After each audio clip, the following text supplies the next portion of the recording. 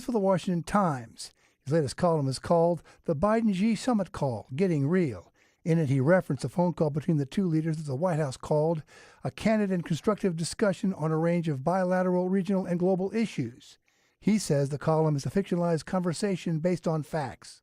Basically, the column is all fact-based about what Joe Biden has done to weaken America and please China, particularly putting us under their thumb in terms of energy. Biden is trying to get rid of gas-powered vehicles, shut down our fossil fuel energy industry. This enriches China because they control 80% of the battery components in the world. Knight says at the same time we have an open border. And Chinese nationals are pouring over it. We had more than 50,000 come in 2023, and nobody knows why they're here, what they're doing. Many of them are military age. You couldn't do China more favors than what President Biden is doing. And Knight says, finally, I have President Xi congratulating Biden on bringing down the moral and spiritual climate of America by stomping on Easter Sunday with Transgender Visibility Day. America is only as strong as its spiritual foundations, and the Democrats under Biden are doing everything they can to erase our Christian heritage. I'm Chad Groening. The two main candidates are fighting for votes, and one of the top issues is the economy. Republican Tennessee Senator Marsha Blackburn explains why voters concerned with inflation will choose Trump. People feel that pinch at the grocery cart, also at the gas pump. They know that under President Donald Trump, they had a little money left over at the end of the month, and under Joe Biden, they have too much month left over at the end of their money. Norfolk Southern has agreed to pay $600 million in a class action lawsuit settlement related to the fiery train derailment in February 2023 in eastern Ohio. More news online at afn.net. I'm Rusty Pugh.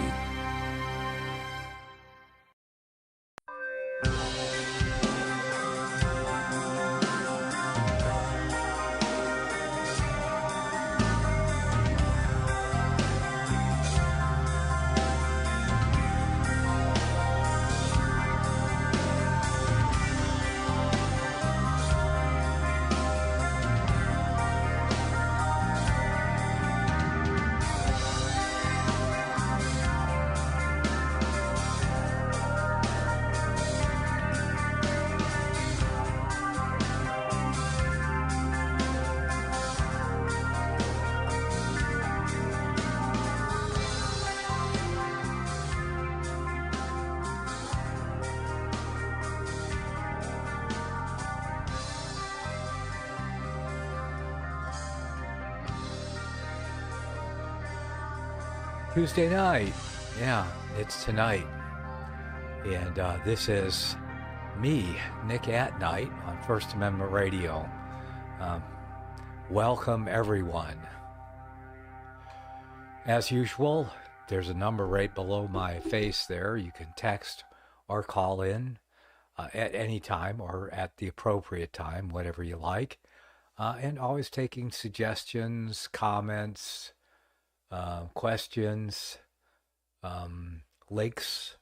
You want to share something, you think something I should look at, I'll look at it. I might not get to it in the day's broadcast, but I will look at it, and I'm going to look at one today. That's the one you gave me last time.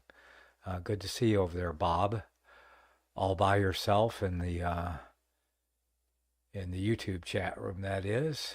And anyway, so that's that. Okay, and another thing, I ask everyone to, I guess I should have a link or something, and I guess I could do that. Ask everyone to subscribe to my blog, because I know I've been asking and nobody's been doing it, pressing the follow button, because I would know, because I get an email every time someone subscribes to my blog, but nobody's doing it. So unless everybody's already subscribed, then I won't get an email. So, all right. Well, I guess we'll warm up with Babylon Bee and see what they have to say before we move on to serious business. I'm not being serious at the moment. I don't know if we really have any serious business. Well, we all made it through the eclipse apocalypse. Well, at least most of us did. Some people were seriously affected by the eclipse, but they had problems to begin with, most likely. All right, let's see. Babylon B. Click here to read an important message from our infallible CEO. I think I'll bypass this. 10 deadly things you had no idea the government was adding to your water. Oh, yeah. Newsletter sponsored by Donors Trust. I'm not sure whether this is an ad or something. These aren't the good old days of your grandparents grew up in when people left their front doors unlocked. Oops. Or parked their cars outside overnight with the keys still in them. Oops again. Well, yeah. I'm a grandparent. I guess that's my excuse. And I live way out in the country. And the property is completely fenced in, so yeah, there's a level of security there, I guess. But, yeah. Moving on here. And trusted the government not to poison them through the food and water supply. Well, I can't remember when I trusted the government, so at least, yeah, that's 2 out of 3. In today's world, you never know what they might be slipping into your water. Read more. Is this supposed to be funny? I hope so. Well, it says Babylon B. Brought to you by Biome. I'm not sure. Okay, these are the good old days your grandparents grew up in. We read that part. You never know what they'll be slipping into your water. The Babylon B has put together the following list of substances you had no idea the government was adding to your water. Soy. Yeah, number 1, soy. All that liberalism has to be coming from somewhere. And if you don't get it, if you don't know that that soy is loaded with phytoestrogen, yeah, yes, indeed. So think about that, guys. If you're drinking city water, I don't think they're putting. I think it's a joke. They're putting soy in there, but I would avoid soy all the time anyway. Yeah. Number 2, estrogen. Oh, that's the same as soy. That explains Timothy Chalamet. Timothy with 2 E's. Is that Chalamet or Chalamet? Or Chalamet? Maybe it's French. I have no idea who this Timothy Chalamet is, but yeah, I can see. I would probably understand. Maybe, if they showed a picture, I would understand better. All right, well, that's number 2, estrogen and soy, almost the same thing, but 3, trace amounts of alcohol. Millions of Baptists just found out they're going to hell. Is it the Baptists that don't drink any alcohol whatsoever? I'm trying to think if that's true. Okay, because I drink kombucha tea sometimes, and it has a little bit of alcohol in it, some of it, yeah. And I've had a beer and wine in my life, but I haven't had any of that stuff in months or years. I don't remember. Yes. 3, trace amounts of alcohol. Oh, I just read that one again. So, number 4, fluoride. It might strengthen your teeth, but studies show it also makes you gay. Not only that, in California, it's a Class A carcinogen, so I would avoid it at every cost. I even went to get my teeth cleaned, and they still asked me if I wanted to get a fluoride job. I said, no, thank you, because I had them right in my chart that I'm allergic to fluoride. I'm allergic to most poisons, so it's I just wanted them to know that. 5, nanobots. Have you seen a guy that looks like Bill Gates skulking around your house lately? Nanobots and mRNA, water contagions. Congratulations, you are now a mindless slave to the deep state. Yes. How's it go? Resistance is futile. There you go. 6, rapeseed oil. We're not sure what it is, but it sounds like the worst kind of seed there is. Yes, indeed. And 7, Pete Davidson. Don't ask how they do it. Just be afraid. Anybody know who Pete Davidson is? Good to see you there, John. No bucks. Yep. I started adding taurine and MSM to my coffee or water every day. Taurine is supposed to be a life extender. Check the studies on it. I bought a kilo jar from Amazon about 6 weeks ago. Taurine. I think I have some of that. And I do take MSM every day. So myself, one of my supplements. I have arrived. Yes, genetic modification has arrived to the virtual gathering. All right. Well, let's see. Number 8, illegal immigrants. They really will sneak them in any way they can. Yes, they're in your water. Number 9. Did I say number? I said number 8. Number 9. PP. The Chinese put it there as a joke. Whatever that means. I have a hard time laughing about that, though. Let's see, 10. Dihydrogen monoxide. They're trying to kill us all.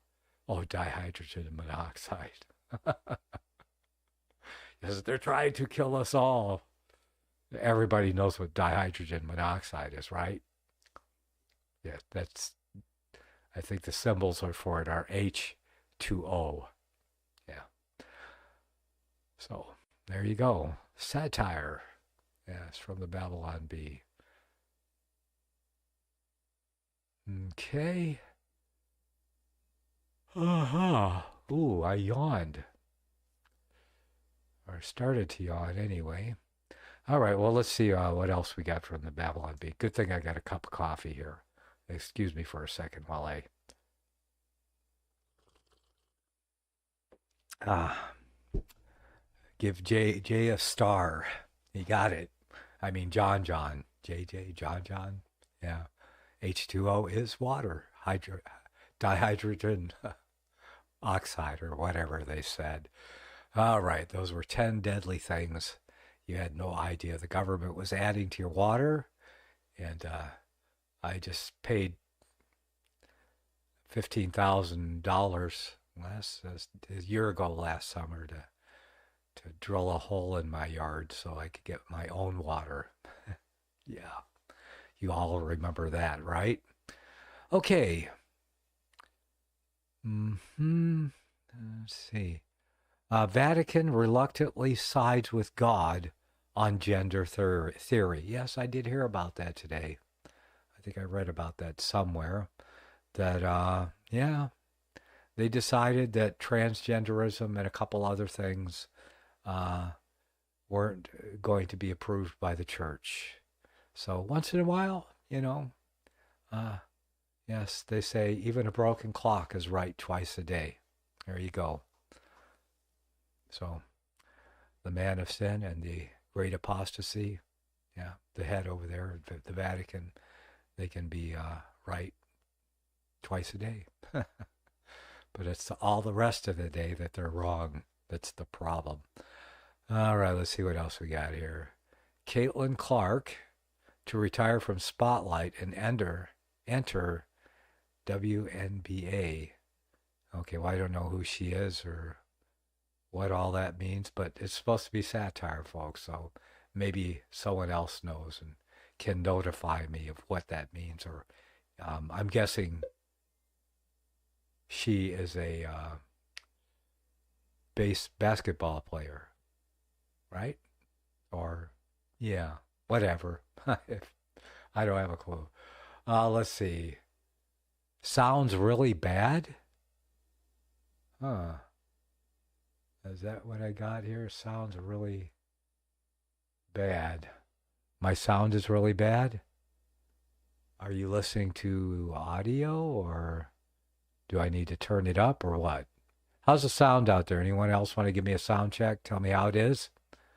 Sounds really bad. That's what we have here. Let me open this thing up all the way. No? Okay. It says now. Sounds really bad. Oh, I'm looking at the wrong one. Oh, that's Bob from PA saying the sound is really bad. Okay, interview with Florida Surgeon General about the danger of missing. Okay, yeah, seen that. Sounds really bad.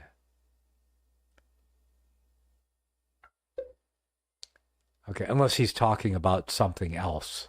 Oh, I see. He says, yes, I got to look over there in the light.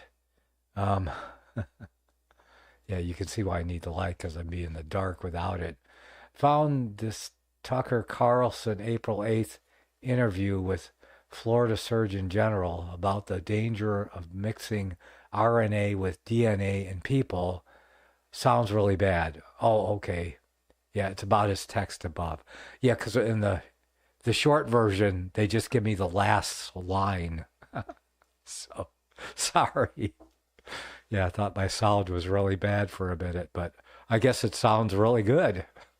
Except for the mixing DNA and RNA. And yes, I did watch Tucker Carlson. He's had quite a few good interviews lately. Spot on, good things to know. So keeping an eye on Tucker Carlson.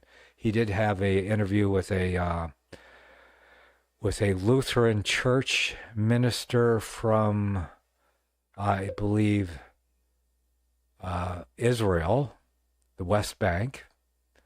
He is considered a Palestinian. And anyway, it was really nice to get some insight, and a better insight into what's going on over there in Israel. Although I knew a lot of what he already said. But it was a great interview. Check it out. Tucker Carlson, I believe that's new. But yeah, well, thanks for the notice, Bob. But just remember, the last thing you say is the first thing I'm going to see, because it pops up and that's all I see until I actually click on it to get the whole story. So, yeah. Okay. All right. 5x5 to me. Thanks. Oh, Mike's in the room. Thank you for that, Mike. And let's see, we have Darkija over in the other chat room, but he's got nearly black type. It looks like charcoal on my black background. I can't even read it. But yes, indeed. All right, well, let's see what else we got. Nobody knows who Caitlin Clark is, so I don't know what to make of it, and I'm not going to look. Op-ed by Chet Skatington, youth pastor, regional Halo tournament kill streak record holder. Whatever that means, I don't know. During this time of total eclipse, what's blocking the sun in your life? Op-ed by Chet Skatington, youth pastor.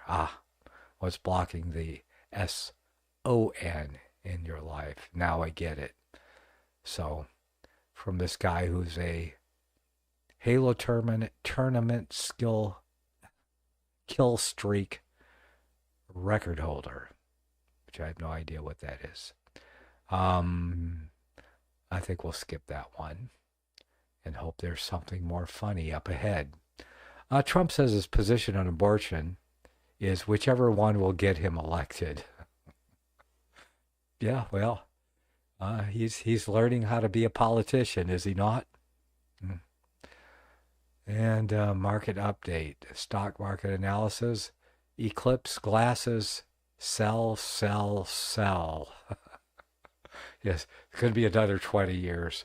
Who needs eclipse glasses? I mean, you could go out and look at the sun when there isn't an eclipse. You might find it interesting. Yeah. You might discover that the earth is not flat after all. And the sun really is round. Oh, yeah. I haven't heard a peep from a flat earther in the last couple of days. Anybody? Yeah, they all went and hid. Yeah. It's the end of the flat earth world. Imagine that. Oh, moving on. It's a wonder Babylon Bee didn't think of that one. Unborn babies begin considering third-party candidates. Well, yeah. Well, what do you expect from two ungodly people? Is there any godly men out there running for president of the U.S.?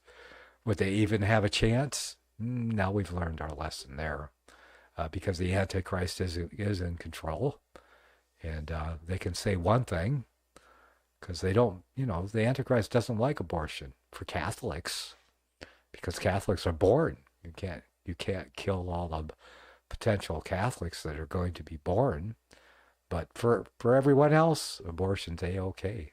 As a matter of fact, it might be mandatory if they had their way. Oh, it was in the past. Yes. Well, yes, they have quite a past history with their inquisitions and dashing the heads of babies against the stones. Yes. Sad history. Sad note during the funny part of the broadcast here, but it's a very serious thing.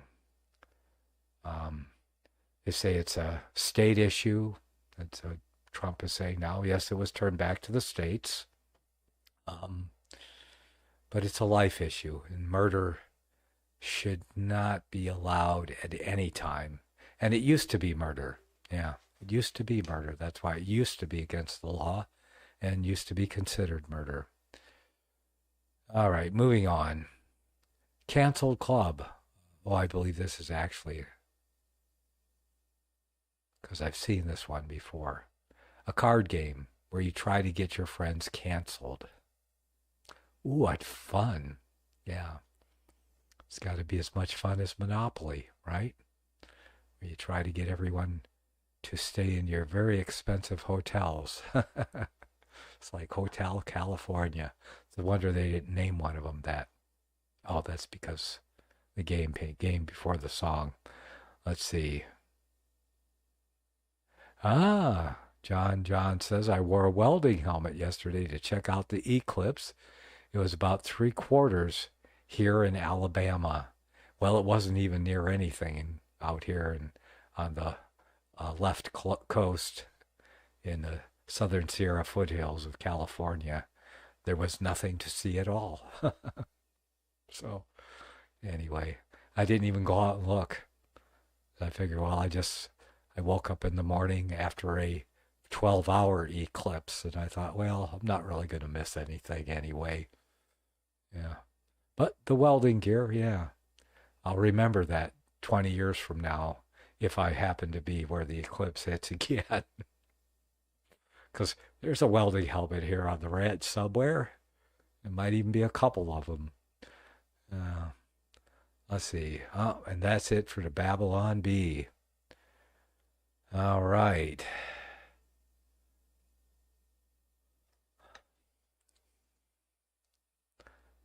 Okay. Let's see what else we got here. We got Not the Bee. Unless you guys got something to say. I'm having kind of a slow evening here. I'm feeling a little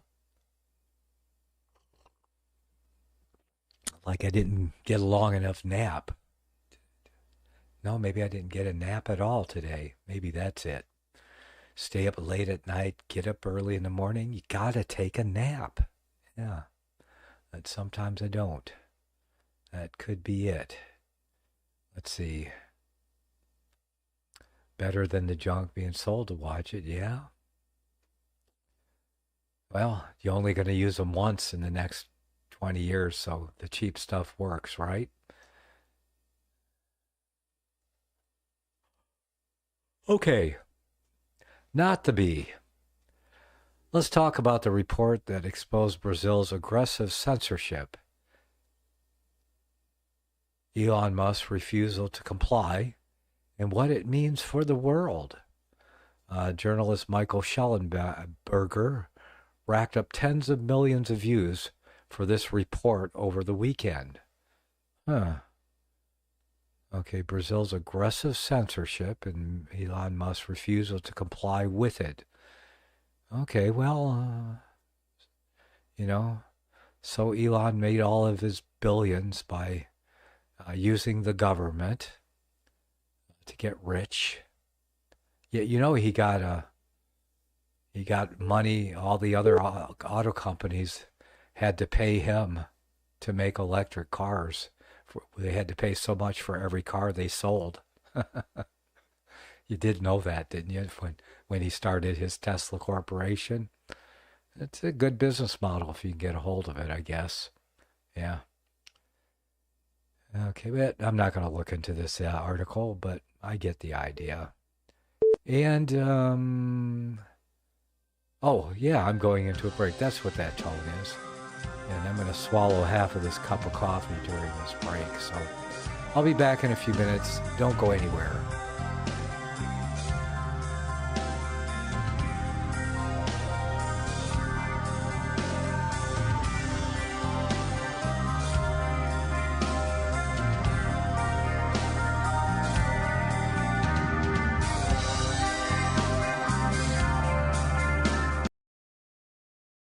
Secrets of the Rapture.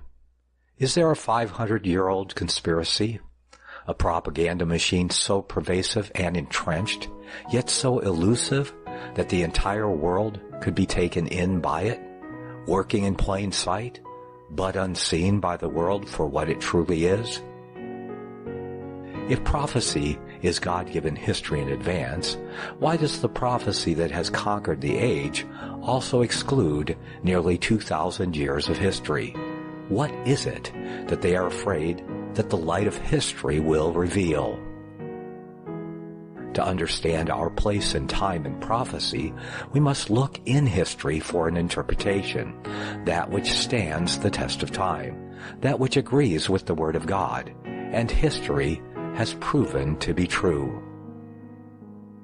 When cunning fables and fearful speculations are removed from our sight, then we may clearly see what is truly expressed in Bible prophecy, both that which has been fulfilled and that which has yet to come. God's express word is the sword that must be wielded to remove the scales from the eyes and dispel the darkness of deceitful conjecture. Secrets of the Rapture was written to expose that which the spirit of the age has conjured out of the darkness to blind the eyes of the church in the world today. Secrets of the Rapture, Deconstructing Pre-Tribulation Dispensational Futurism by yours truly, Nicholas Arthur, is now available at Lulu.com and Amazon. Secrets of the Rapture.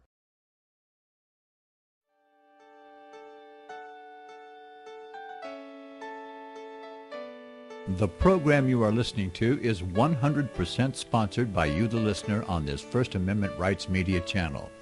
You will notice that there are few commercials on this radio network. There's a good reason for that. Corporate advertising dollars come with strings that limit program content. So without your help, these programs cannot continue on internet or our several affiliates. If you benefit by the educational law programs, we ask you to give. If you are admonished or nurtured by the Bible and ministry programs, we ask you to give. If some voice a cause that you are passionate about, we ask you to give.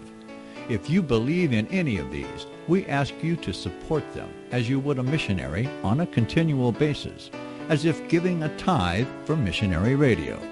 These programs are not commercially viable and must be supported by those faithful to the cause of truth. Look for the button to sponsor your favorite programs at our listen and schedule pages on the internet. We're asking you to give much less than a tithe. so that you may also send support directly to a particular program host, cause, and anywhere else the Spirit may lead you.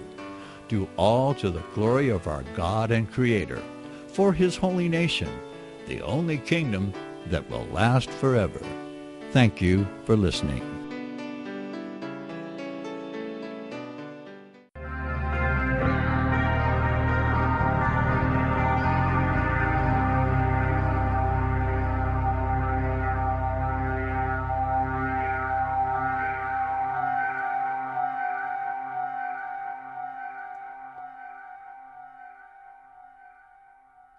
Okay, I'm back.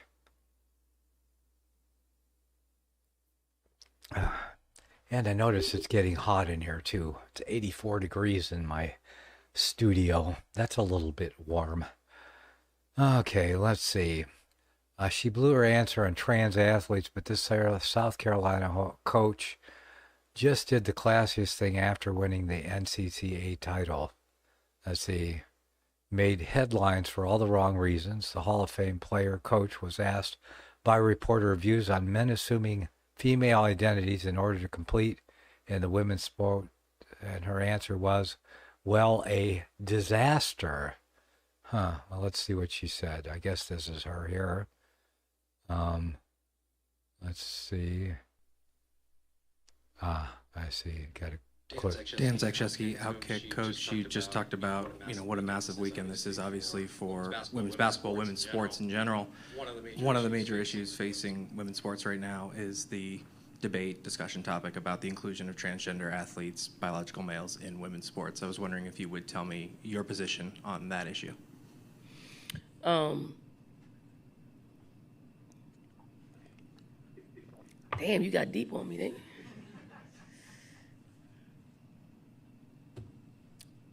I'm under the opinion of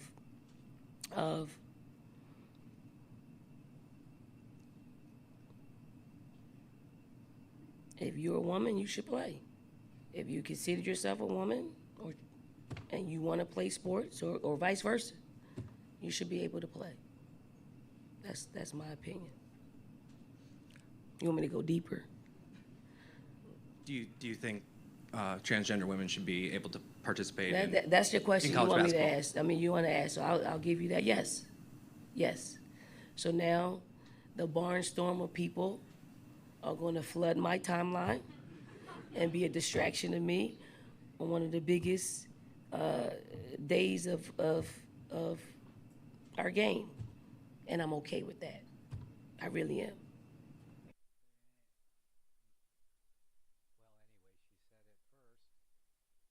Anyway, she said at first, if you're a woman, you should play. She had it right at the beginning, but then she just totally blew it. It doesn't look like she was very happy about answering that question anyway. It would have been wrong to stick with the first answer, I guessed. Yeah. Dan Zakrzewski, Outkick coach. Let's close that back up. Go back to, I'll close that one up. Go back to not the B here. Let's see, that's not anything. Here are all the Eclipse memes you never knew you needed. I love you guys. I collected all the best Eclipse memes I could find and compiled them right here before you. Let's see. Coolest pics and videos. My kids got to experience 90% totality. I tell you, that was nothing compared to those that got to experience near total darkness. Okay, whatever that means. So I guess we're not going to look at the memes. See, definition of rapture. Saved by the call. All right, let's see if we got an actual call here. Your name and where you're calling from? You're on the air with Nicholas. Okay, well, this is a new number, but I'm guessing Guy Fawkes is at it again.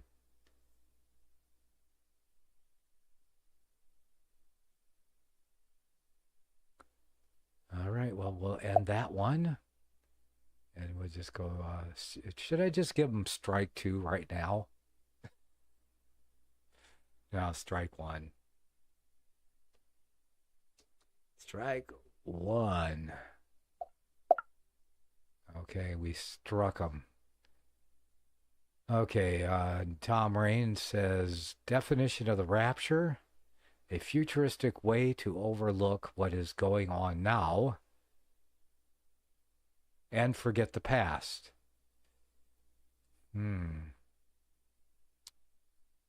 Yeah, in a way, yeah. Because, well, yeah, and a way to not worry about the future. Because why should you care? All of the, you won't be here. You'll never see the made-up Antichrist of the future. You will never see any of the tribulation of the entire Bible or the entire book of Revelation. Of course, no one's ever going to see all of it anyway, but because most of it has already happened in the past. So, yeah. Okay, well, let's see. Eclipse memes. I think I'm going to take a look at the Eclipse memes. Okay, oh, they're all loading. Okay. Okay, let's see.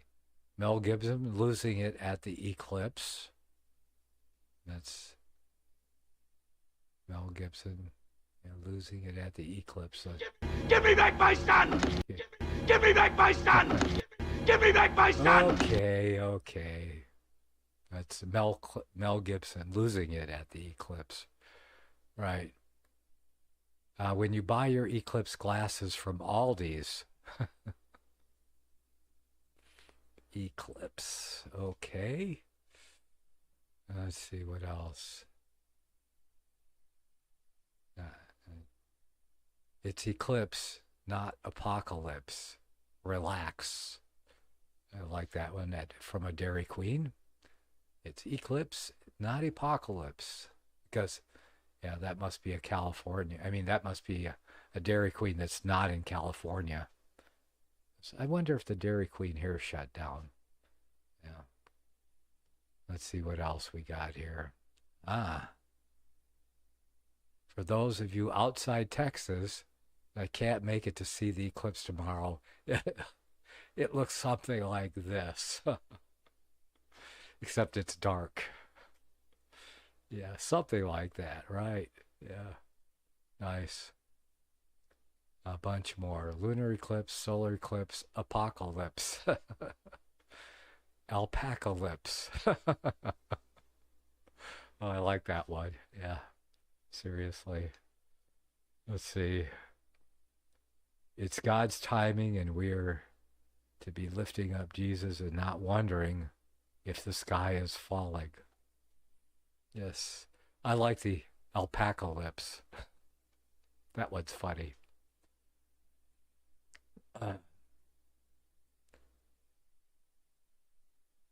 See, Dad, why are we staring at the eclipse? So we never have to watch another Cowboys game, son. Yes, indeed. Me looking at the eclipse so I can file disability on Monday. And I guess they just go on. Solar eclipse me.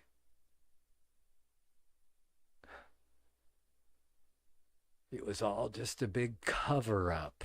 Yep, that's the eclipse. And,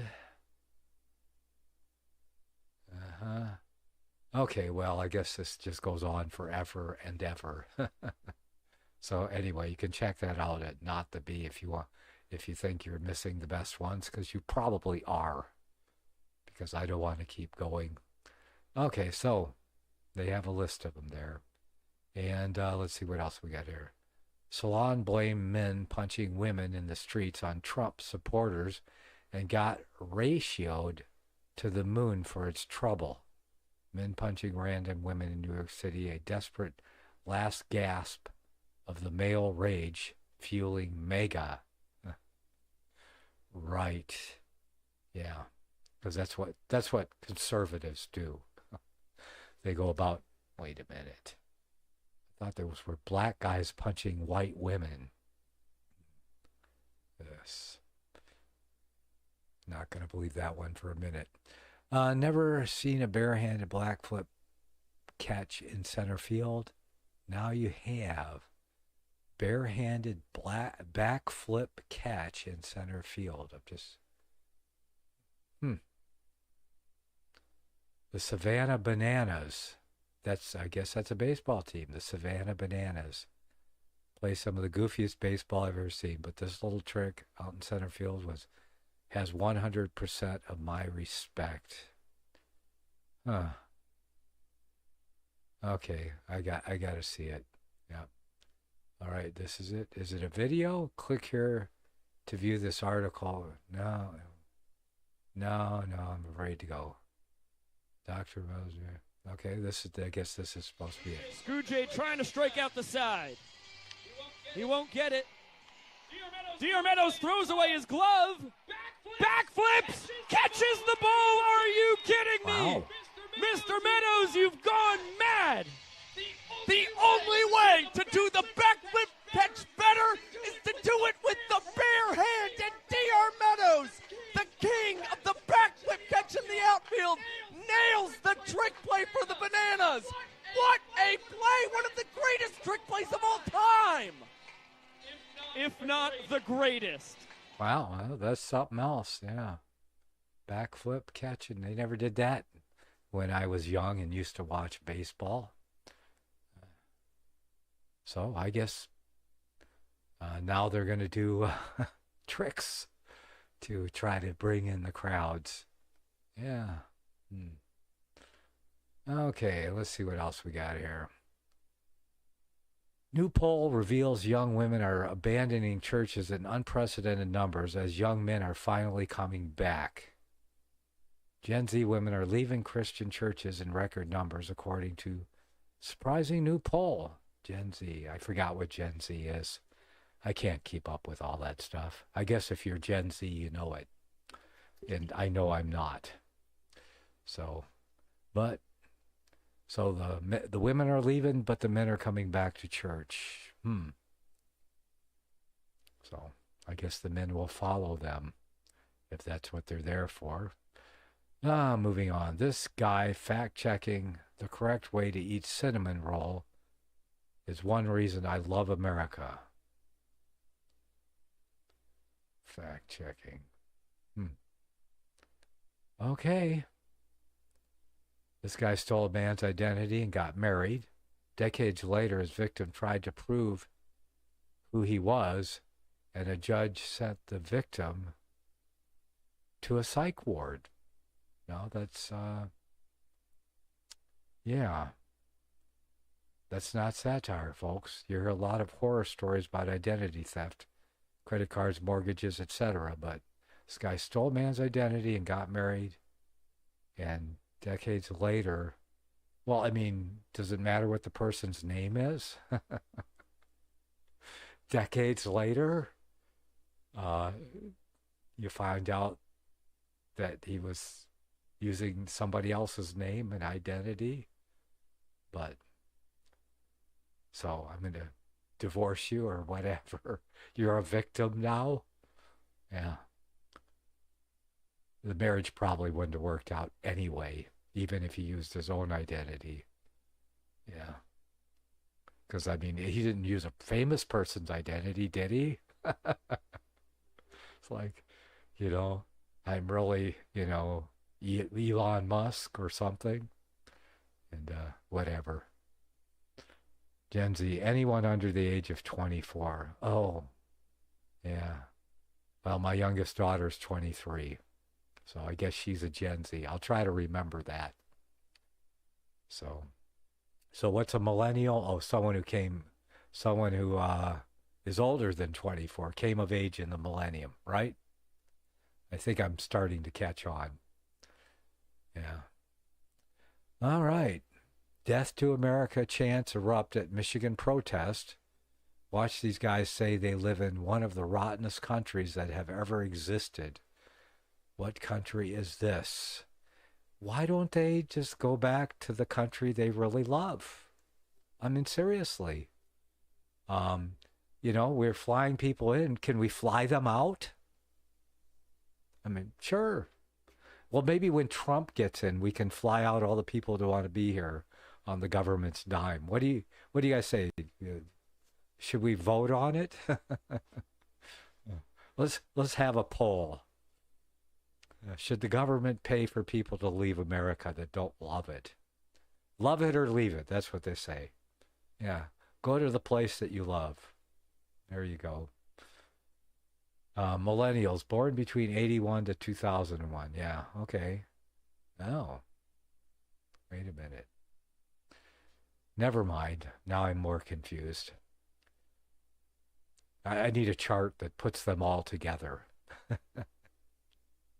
Don't give me one at a time. That's just more confusion.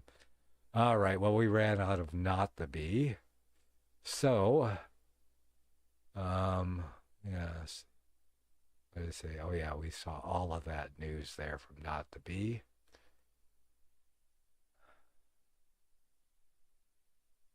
Okay. Yeah. Let's see what else we got for this hour. Hey, Redacted the Redacted newsletter showed up again. I guess they took a week off, or however long it's been. But it says Happy Tuesday, and it is Tuesday. Look at that. Oh, we're back. We had intended to take 2 days off, but we took 3 instead because things happen. You can read about it in our travels here. We hope you had a wonderful eclipse weekend. Let's get to it. And there he is, the man at Redacted News. Let's see. There were only 2 teams, the Savannah Bananas and the Party Animals. They play against each other every game. The guy plays an ace. Oh, okay, yeah. That's kind of like, what was that the basketball team that used to do that? What was that one called? They had that basketball team that, the Globetrotters, Harlem Globetrotters. That was it. So it's kind of like they're Harlem Globetrotter, but they're clowns. Anyway, that's great. I never saw that, but I guess that makes sense with a name like Havana Bananas and the Party Animals. Yeah. Okay. Well, I guess it's probably more entertaining than and on YouTube as well, he says. Okay. So yeah, you have the Harlem Globetrotters. I remember them from way back when I was young. So now we guess we have the Havana Bananas and the Party Animals playing each other. All right. So there's Clayton from Redacted News. He says, in case you missed it, hundreds of couples were married under yesterday's eclipse. Yes, I did hear about a couple of them. Let's see. And also, over 500,000 people have submitted a protest vote over President Biden's support of Israel. Well, yay for all the good it's going to do. Like it's going to make any difference. I just, I don't know why we're sending money to people that have a budget surplus, especially, and they can support their own military pursuits. And also, in case you missed it, Germany has permanently moved troops into Lithuania, marking the first time the country has troops stationed outside the country on a permanent basis since World War II. So there's a harbinger of things to come. And I don't know. We talked about that. I think it was last night, wasn't it? On the broadcast last night, I talked about World War III. Yeah. And, I think I did that. Was that last night? Yeah, it was. Just seems like longer ago. Hey, the days are getting longer. Must have something to do with the eclipse. Yeah, maybe that's why I'm yawning too. Speaking of yawning, I'm taking another sip of coffee.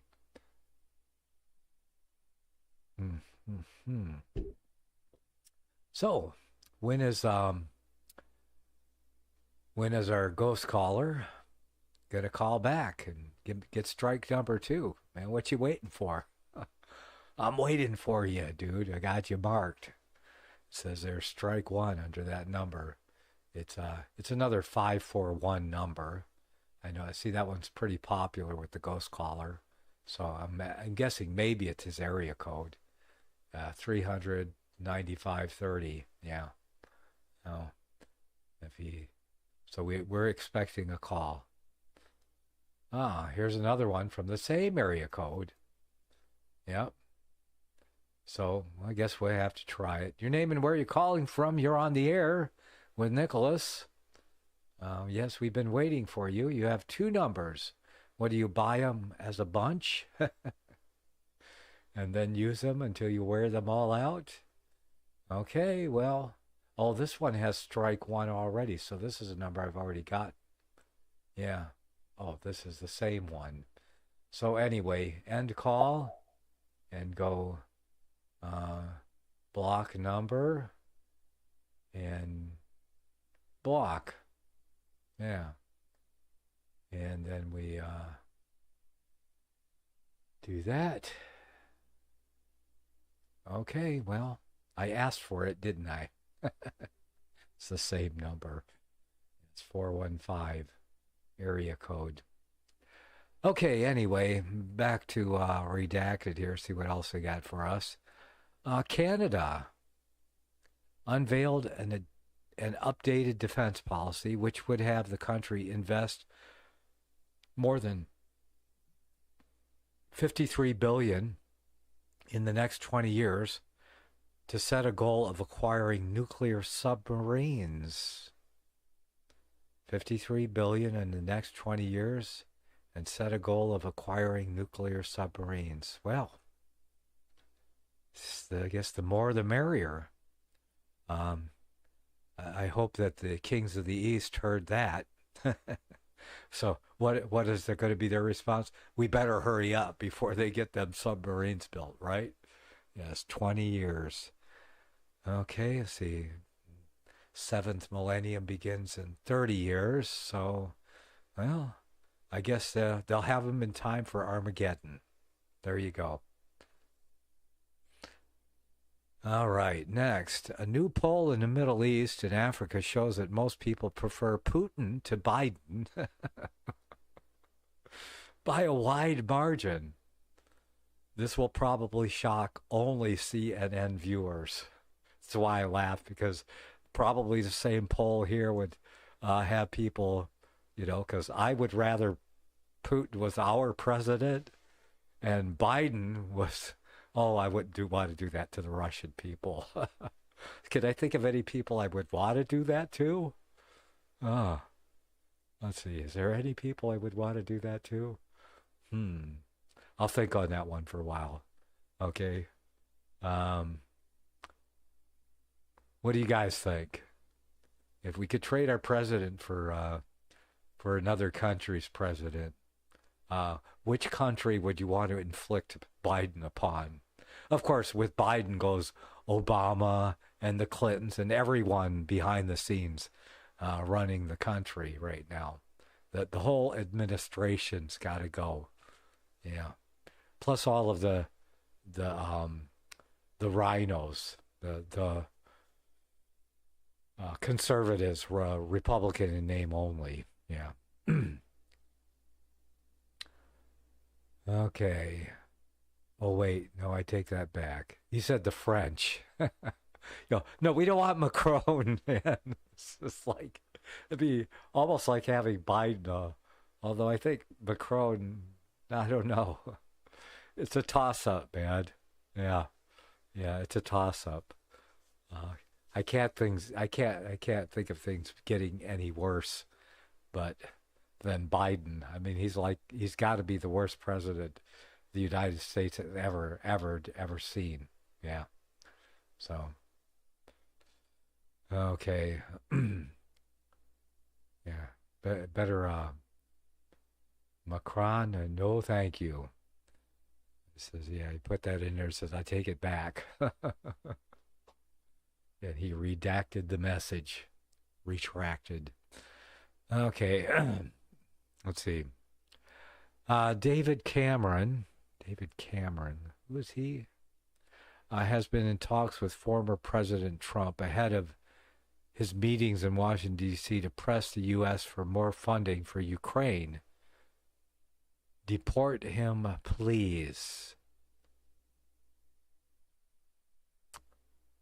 Worse than Abraham Lincoln? Yeah, well, let's see. Well, yeah, I think so. Because if Joe Biden could, he would start a civil war here. But the lines aren't as clear as they were in Lincoln's time. So I'm going to say yes to that one. Worse than Abraham Lincoln. Yeah. Okay, well, I'd heard my tone. So now that I have all of you guys' attention, make sure you go over to my blog. And maybe I'll put the link in the chat room so you can go over there and copy and find the follow button and press it during the break. And then follow through because you'll get a confirmation email. So make sure you do that. I'll be back in a few minutes.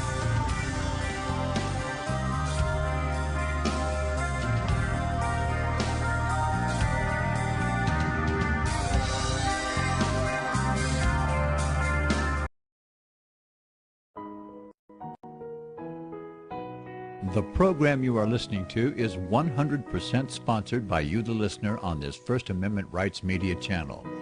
You will notice that there are few commercials on this radio network. There's a good reason for that. Corporate advertising dollars come with strings that limit program content. So without your help, these programs cannot continue on satellite, internet, or our several affiliates. If you benefit by the educational law programs, we ask you to give. If you are admonished or nurtured by the Bible and ministry programs, we ask you to give. If some voice a cause that you are passionate about, we ask you to give. If you believe in any of these, we ask you to support them as you would a missionary on a continual basis, as if giving a tithe for missionary radio. These programs are not commercially viable and must be supported by those faithful to the cause of truth. Look for the button to sponsor your favorite programs at our listen and schedule pages on the internet. We will also give you unlimited archive access to all of our programs. We're asking you to give much less than a tithe so that you may also send support directly to a particular program host, cause, and anywhere else the Spirit may lead you. Do all to the glory of our God and Creator, for His holy nation, the only kingdom that will last forever. Thank you for listening. Hi, I'm Nicholas Arthur, and I'd like to introduce you to my latest book, Reformed Prophecy Interpretation, an apology for Reformed premillennial historicism in the 21st century. As with primitive biblical Christianity, historicism is the method of prophecy interpretation restored with the advent of the Protestant Reformation, and had become so widely held that for a long time it was called the Protestant view. My book is not so much about the errors of dispensationalism or amillennialism. Rather, it is about the historicist alternative to understanding many of the same passages from the vantage point of prophecy fulfilled in history. For those that desire more than mere hypotheses, bolstered with conjectured speculation, those who require explicit biblical exegesis and verified historical fulfillment, and are not willing to accept speculation as anything other than what it is, speculation, not truth. This book is for you. Over the last century, this method of interpretation has become almost completely forgotten, even by Protestants, in the face of a method that is based almost entirely on future speculation, rather than fulfilled prophecy in history. In my book, I examine the reasons for this and investigate some of the prophecy which has been fulfilled in the interim.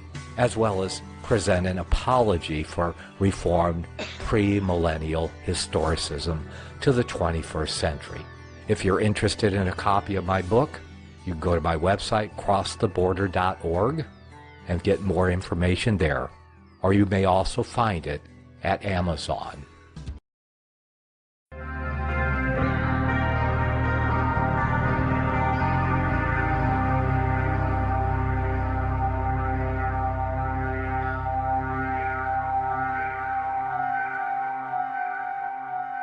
Welcome back. Let's see, Mode 85 in the chat room says, I think that every president since Nixon would make the top 10 worst POTUS list.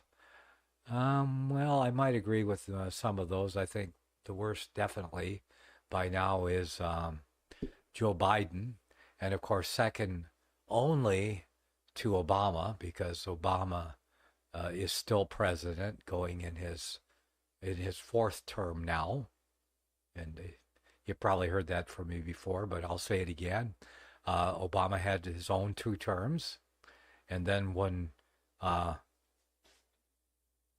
Trump was president, he was working behind the scenes to thwart Trump. He never left Washington, D.C., so that was his 3rd term. And now he's in his 4th term. And he's trying to get his 5th term. But hopefully if Trump gets in this time, he won't let him work behind the scenes. And hopefully there'll be some wisdom going with Trump into that office to clean house. Hopefully. We can only hope so anyway, but it can't get worse, can it? We hope not. So anyway, yeah, we have number 1 and number 2 are the last 2, Biden and Obama. Yeah. And then before that, well, definitely the Bushes, yeah, and Clinton were no good. And, well, Wilson, he's got a hit in the top 10 too. And, of course, Abraham Lincoln somewhere in there. And for the rest, Jimmy Carter, he's in the top 10 too. Yeah. Let's see. Who else we got? Reagan. I don't know if I'd put him in the top 10. I'm sure there are plenty of other candidates that were worse than him. But there, I've named a few that I know that were the worst. Yeah. But what's the best we can hope for? We can only find out. All right, let's see. Where was I? I was looking at, oh yes, we were finishing up Redacted. Now I did have someone, and I don't know who it was, someone asked me about Joan of Arc, wanted me to comment on Joan of Arc. I said, well, I'd have to research that to comment on it. Then I'm assuming that whoever it is, you know who you are. Okay.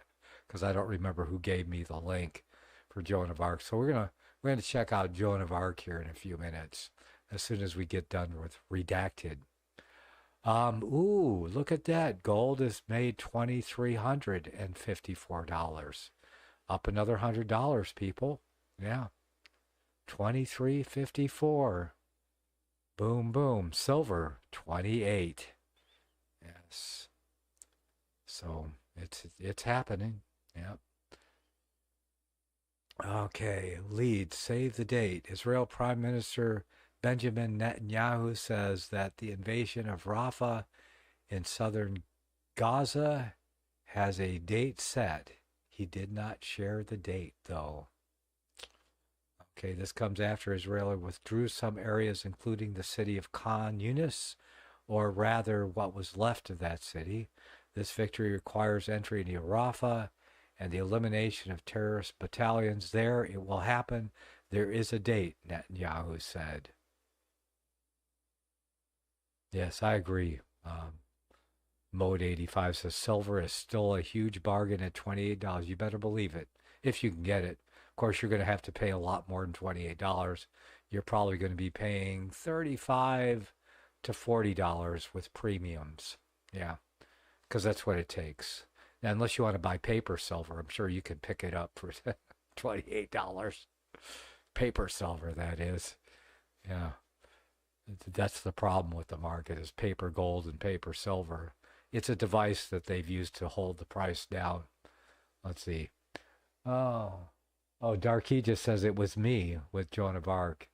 And I guess you sent me the link to, yeah, I'm going to share that with everybody. Thank you for that. That's what I ask for, links all the time. Like I might not get to them right away, and I might want to vet them. If I can do it during the break, I will, but yeah. Or whatever one call that woman. Yes, that woman. All right. Okay, he's pressing on with his plan. Even though the international community does not support it, neither do people of Israel. New poll shows that 71% of Israelis want Netanyahu to resign and for elections to be moved to an earlier date. Ceasefire talks were held in Egypt on Monday, but both sides say that no progress was made. You know, I guess neither side cares about the people in Gaza. Seriously. Yeah. Neither side cares about all the innocence and the suffering and the destruction that's going on. So, you know, why can't they let the hostages go? Well, they want to make sure that the entire thing is totally destroyed. Apparently it seems that way. Yeah. Makes you wonder, doesn't it? But that's about all we can do is wonder until we get some other facts.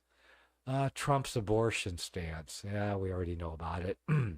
President Trump laid out his stance on abortion and fertility in a new campaign video for single-issue abortion voters. This is an important clarification that, that there's nobody running for president that is not totally against abortion no matter what. So there's your clarification.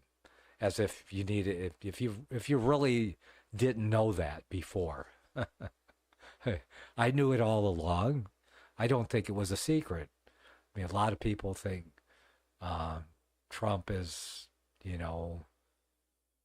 some mastermind deceiver or something. No, he isn't. This guy is plain to see. I mean, when he was doing The Apprentice, I knew exactly who he was. And he's still exactly the same person. And, yeah. Yes. Tell me I'm wrong. All right. We do have a caller here, so hopefully this is a real call. I'm accepting it. And your name and where you're calling from. You're on the air with Nicholas. Huh. Okay. All right. Well, I guess I typed this message. Let's see. We're going on 20 seconds here. STRIKE1.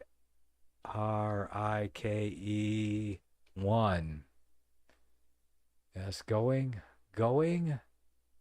gone. Strike one. Yeah, this one gets its first strike. Okay. Yeah. So, anyway.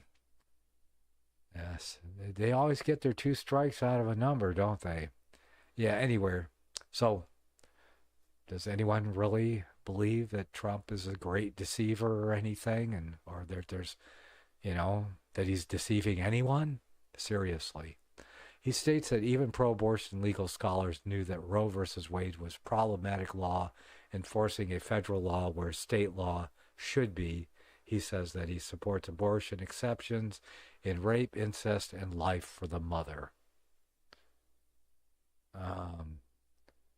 Okay. Silver. John says, Ingrid Bergman as Joan of Arc was a good old-fashioned movie when I was a boy in the 60s. Yeah. Well, that's what I remember, too, the movies. Of course, we might learn something a little different. Deeds. Isn't Christ reigning and ruling right now? Isn't Christ reigning and ruling right now? Yes, he is reigning and ruling in the hearts and minds of those that love him. Yeah. And, but even sometime they blow it. So, but no, he's not reigning and ruling on the earth, literally and physically on the earth right now. The scripture says, the Father said to the Son, sit here at my right hand until I make thine enemies thy footstool. So Christ is seated at the right hand of God, and when he comes to the earth for his millennial reign, then we will reign with him for 1,000 years. So I hope that answers the question about isn't Christ ruling and reigning right now? Yeah. He is and he isn't. So yes and no. But he's not ruling physically on the earth, but he will be. Genetic modification says, really? Roe versus Wade. Methinks it's better to just swim. Okay, not sure I get that one, but maybe clarification would be forthcoming. Okay. And I guess that's, oh no, they got a little bit more here. Brazil, the government of Brazil is going after free speech. I think I said something about that earlier. So, and Musk didn't back down. We talked about that already. News by the numbers. Yes, indeed. 70. That's how old Jackie Chan turned last weekend. He posts these old photos to mark the occasion this weekend. So, Jackie Chan, happy birthday, Jackie Chan. So that means he was born in 1954. Yes, indeed. 12, that's how many seasons Curb Your Enthusiasm ran. The season finale was on Sunday, and the fans seemed to like it. What, the end of it? I never saw it. I heard of it, but never saw it, so I don't even know what it's about. Okay. That doesn't make sense. So people get a chance to repent when he's reigning down here 1,000 years. Deed says that doesn't make sense. So people get a chance to repent when he's reigning down here 1,000 years. Yeah. I would need more context because that's a statement and not a question. I think we are at the end of the sixth trumpet. Well, I think we're at the end of the sixth millennium myself. And we're in the era of the seventh vial. So, deeds. Here's what I say. Check out, read for yourself if you can, E.B. Elliott's Horia Apocalypticae, and maybe you'll catch up with me. You can find it free at archive.org, or you can go to horiapocalypticae.wordpress.com and read it there too. Okay? There you go. I can put a link in the chat room for you. Let me do that real quick. So, let's see, the Hore. Let's see if I can find a link to that post there. Here it is here. Oh, I'll get a link to post volume 1. Copy. Oops. Copy. And, paste. So, there it is, the most exhaustive treatise ever written on the Revelation. So check it out, see what you think. Yeah, definitely. Okay, well, we were almost done, I think, with Redacted. 8. That's how many floors up. Country singer Morgan Wallen was on a rooftop bar when he threw a chair over the railing to the street where it landed by police officers. He was charged with reckless endangerment. His mugshot has gone viral for being so chipper. Okay. What's trending?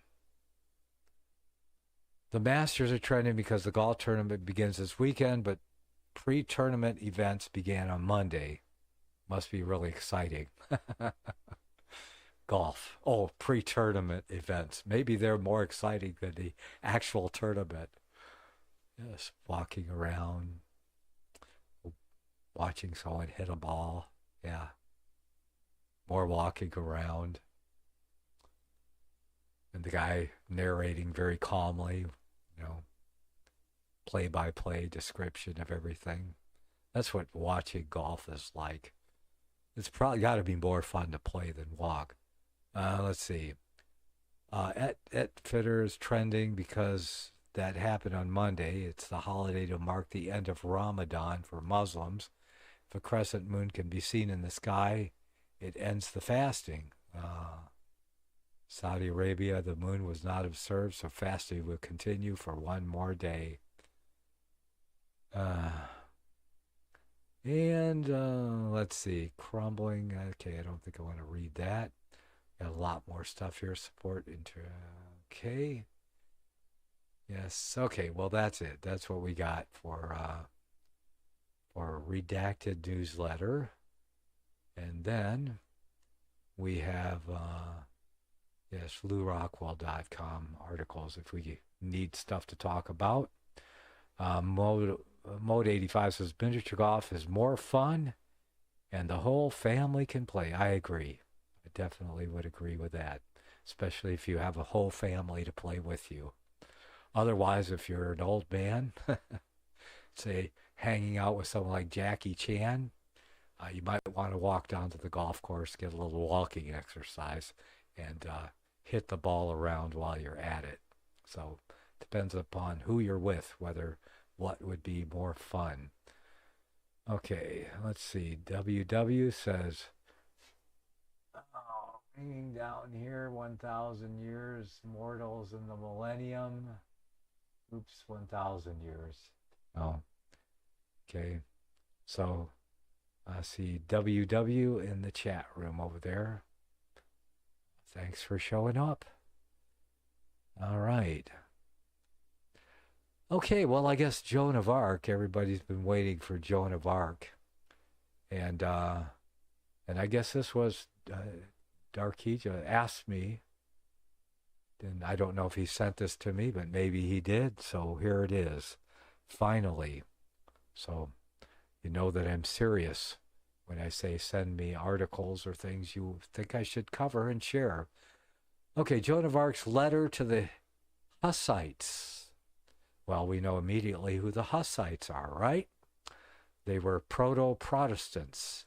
Yeah, they preceded the outbreak of the Reformation. So, Jan Hus. Okay, on 23 March 1430, Joan of Arc dictated a letter to a scribe containing an ultimatum against a group called the Hussites, threatening to take part in the war against the group unless they returned to orthodoxy. The letter was written during a brief truce between the French and English royal governments. The Hussites were a religious and military faction, which many historians have labeled radical Catholics or proto-Protestants. I don't think they were military, but whatever. I don't know who's writing the article here. They might have been militant against, here it is, condemns them for destroying churches and statues of saints, and threatens to add her own presence to the she condemns them for destroying churches and statues of saints. So they were wrecking saints and destroying idolatrous paintings and whatever in the churches. They were, yes. So she wanted to add her own presence to the ongoing crusading efforts against them, unless they returned to the Catholic faith and the original light. Pope Martin V had encouraged another crusade against the Hussites not long before the letter was dictated. Some modern readers and authors have commented negatively on the violent threats against the Hussites contained in this letter. Perhaps they expected Joan of Arc to be a pacifist. In any event, the context should be obvious. As with her ultimatums to the English, which take a similar form, she was responding to an existing state of war. She specifically refers to the Hussite attacks on churches and monasteries, and it may not be a coincidence that the letter was sent not long after. Now, was Joan of Arc, was she French then? I don't remember. Was she French? Anybody know? I'm thinking she was on the side of the French, and because they were French, there was a French-English war going on at the time too. So there's a little context, and historicity involved here too.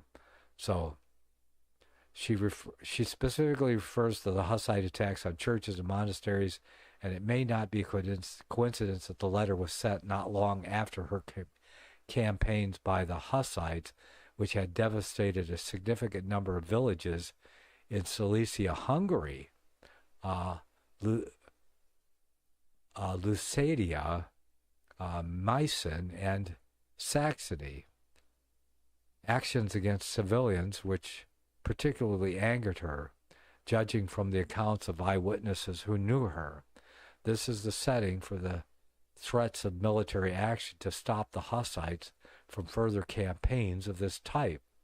The violent tone of her ultimatums differs sharply from her other letters and the descriptions by eyewitnesses who said she was normally sweet-natured in other circumstances.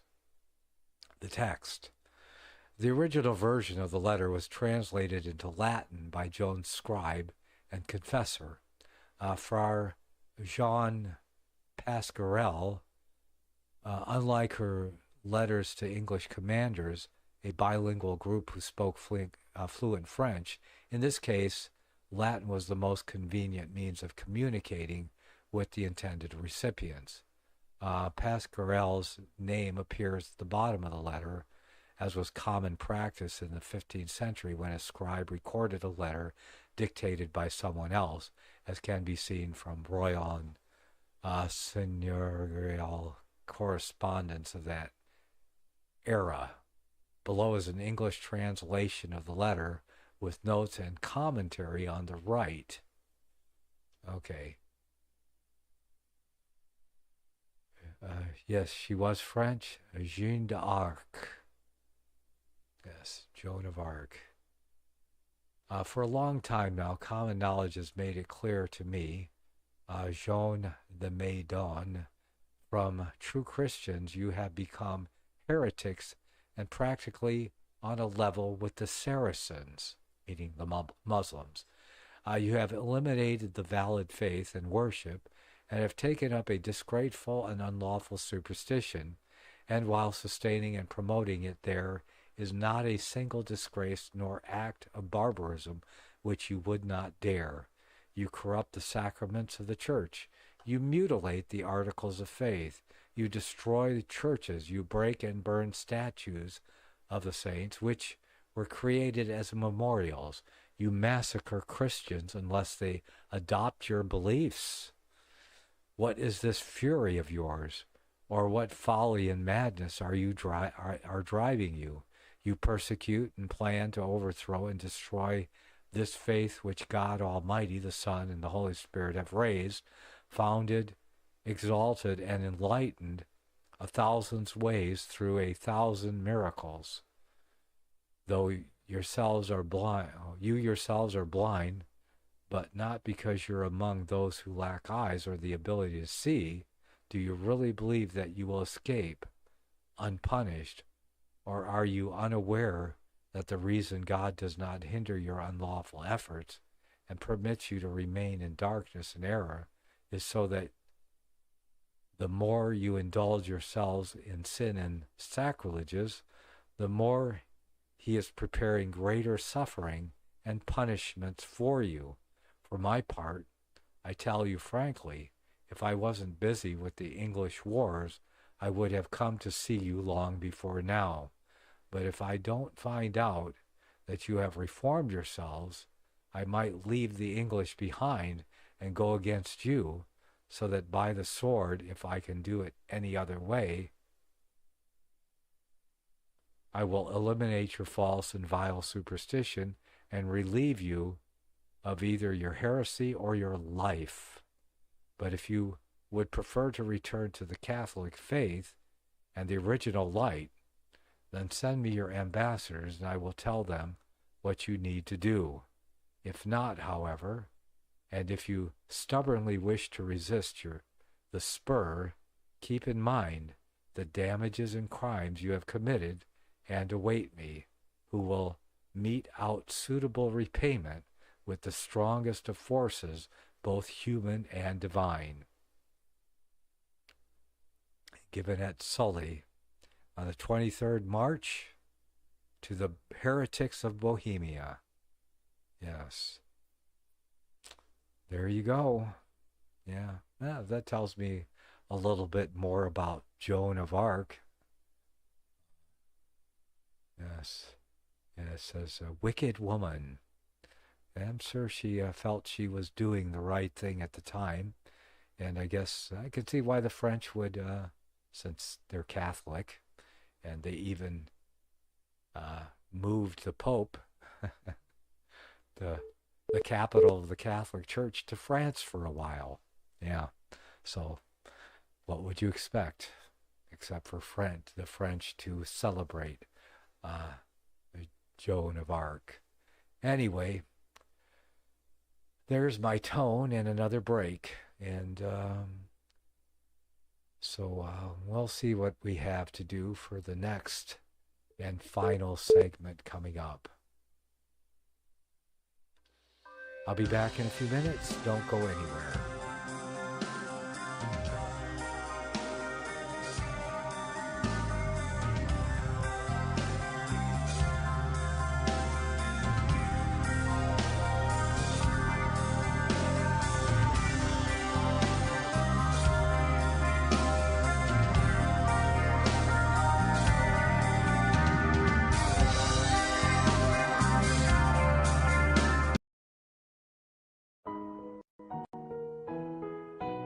The program you are listening to is 100% sponsored by you, the listener, on this First Amendment Rights Media channel. You will notice that there are few commercials on this radio network. There's a good reason for that. Corporate advertising dollars come with strings that limit program content. So without your help, these programs cannot continue on satellite, internet, or our several affiliates. If you benefit by the educational law programs, we ask you to give. If you are admonished or nurtured by the Bible and ministry programs, we ask you to give. If some voice a cause that you are passionate about, we ask you to give. If you believe in any of these, we ask you to support them as you would a missionary on a continual basis, as if giving a tithe for missionary radio. These programs are not commercially viable and must be supported by those faithful to the cause of truth. Look for the button to sponsor your favorite programs at our listen and schedule pages on the internet. We will also give you unlimited archive access to all of our programs. We're asking you to give much less than a tithe so that you may also send support directly to a particular program host, cause, and anywhere else the Spirit may lead you. Do all to the glory of our God and Creator, for His holy nation, the only kingdom that will last forever. Thank you for listening.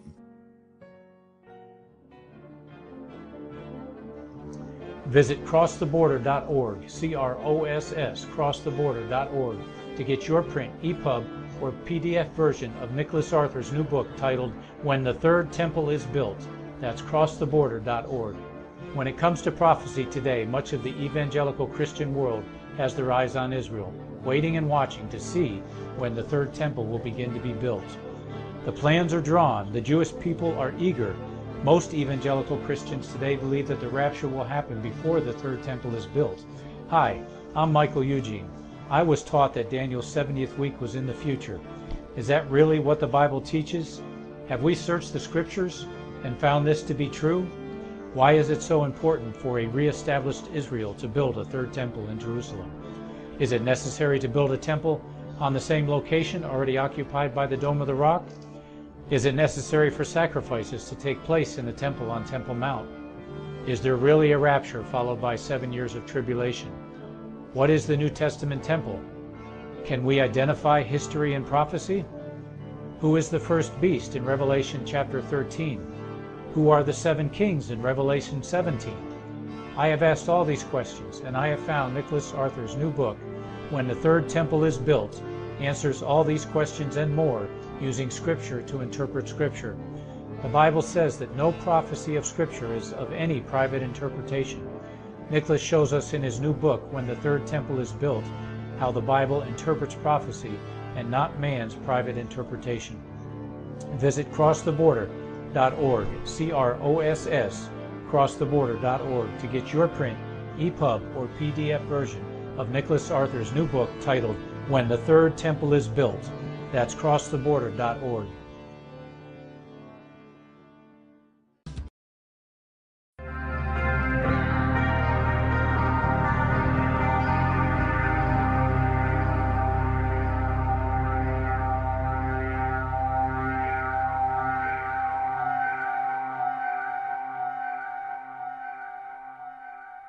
All right, we're back. Let's see, I was paying attention over here. It says in this chat room, got the same chat room. Okay, I guess WW is, he thinks, he says, mortals in the millennium. A silly idea. Huh. Well, what did Jesus say? He said, and when he was talking about blaspheming the Holy Spirit, he said it would not be forgiven in this age or in the age to come. There's an indication. So what age was he talking about to come where blaspheming the Holy Spirit wouldn't be forgiven either if it wasn't the age to come, the millennium? Okay, I'm waiting for an answer over there, WW. He's in the Rumble chat room. So, yes, this age and the age to come. Also, here's another thing. What do you think about the genocide that's happening over there in Gaza right now? Yeah, everybody hates Netanyahu because of the genocide that's going on over there right now. And generally, we don't like genocide, right? But here, according to the people, there are a lot of people. WW is not the only one who find it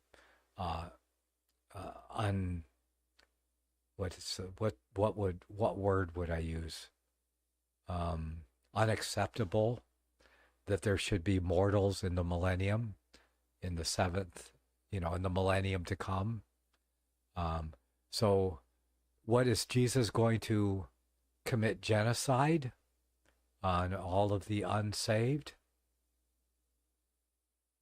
So that would make Jesus worse than Netanyahu, because in that case, genocide's going to be a good thing, right? And I don't think so. Yeah, I don't think that Christ is going to be committing genocide. Now, there will be a battle of Armageddon, and there will be a war, and there will be people that die in that war. Yeah, a lot of people that die in that war.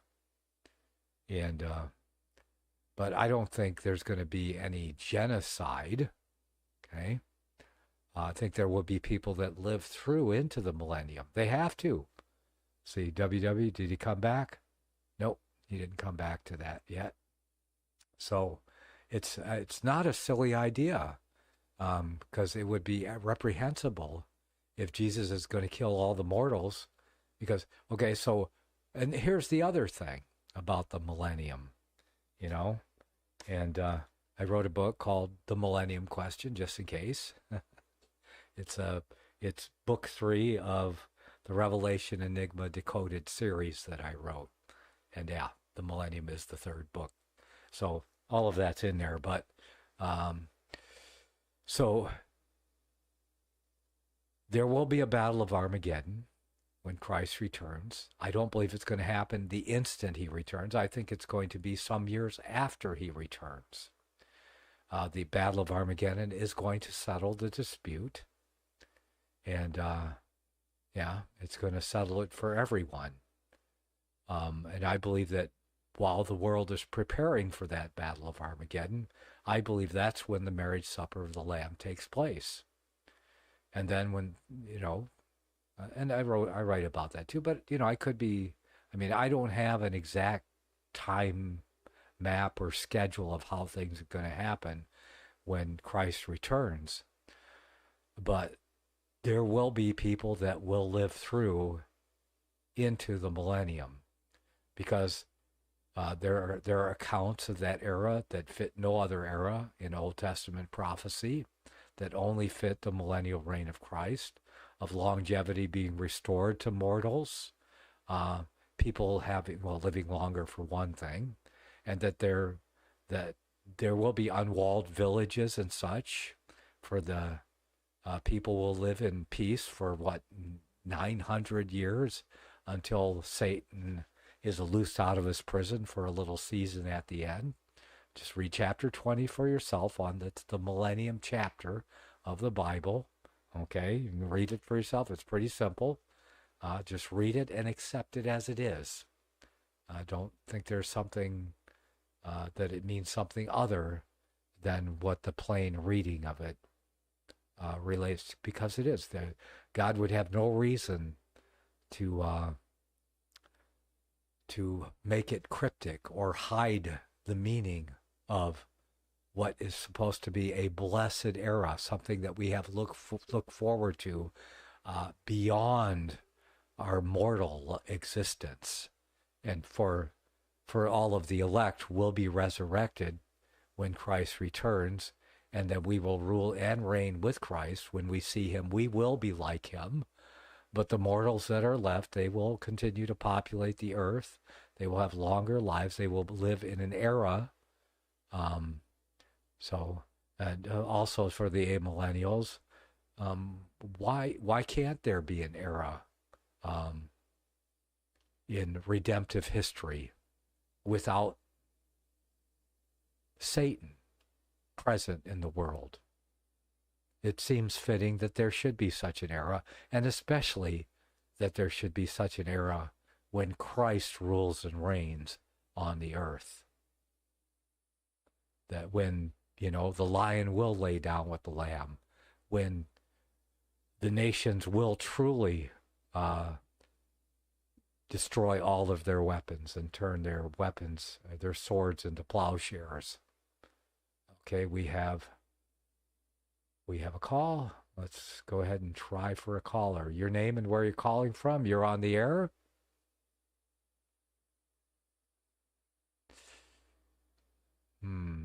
This is another new number. Okay. Let's see.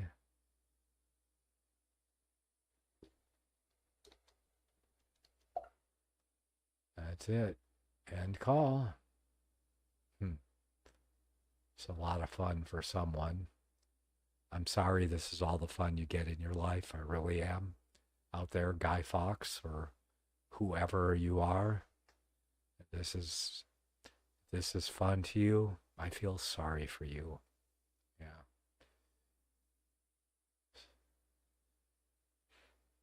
Okay, let's see. Where were we at? Oh, yes, we were talking about. Let's see. Okay, well, WW hasn't got back to us yet. So anyway, so when is this era going to be where the age to come? So we know there will be sin in the age to come that Jesus spoke of, because men will even blaspheme the Holy Spirit in that age. And how many of you know what blaspheming the Holy Spirit is? What is that unpardonable sin of blaspheming the Holy Spirit? I have I've come to a conclusion myself about what it is. It is okay. Well, we do have R from Denmark, so we'll accept this call. Yeah, turn down your sound there. Turn down your sound so I don't hear myself. Yeah, sure. I was just waiting for you to see if you actually, because you seem to think that it was the ghost caller again. No, I have your name down. If you call in once, I put your name down great. With the number. So anyway, this is our great. This is our friend from Denmark who writes too much stuff in the chat room. More than we can keep up with. Yeah. Okay, go ahead. Do you want to say something about the millennium? Yeah, I absolutely agree with you on that. So it will be down here on Earth, the rock absolutely strikes the statue and becomes a great mountain, a great kingdom. Right. So that's what I put on the cover of my book. I put that quote there. The stone that smote the image became a great mountain and filled the whole earth. Daniel 2:35. Yeah, and as far as I know, a mountain is like a nation, so it'll become a nation above any Well, the other prophecy nation. exactly says that the mountain, that the rock that turns into the great mountain is Christ. I mean, it says it right in the text. Of course. Yeah, he's the king, of course. You know, he's the king of the kingdom. So, and of course, he's God in the flesh, and he will rule the nations of the world from Jerusalem. Yeah, he's King of Kings, so he's king right now. Yep. But he's just not king on the earth right now. Yeah. No, well, we have the Roman beast. But he's the coming king. There's no doubt about that. And he is the King of Kings. Yeah. There's no doubt about that. And the Lord of Lords. Yeah, and the Lord of Lords. Yeah, he's all of that. So. I think there's also a place where it says something that, then you shall know that Jehovah has sent me, says Jehovah. That like this plurality again in regards of the Godhead. So. Yeah. Well, we're in agreement there. Great reading.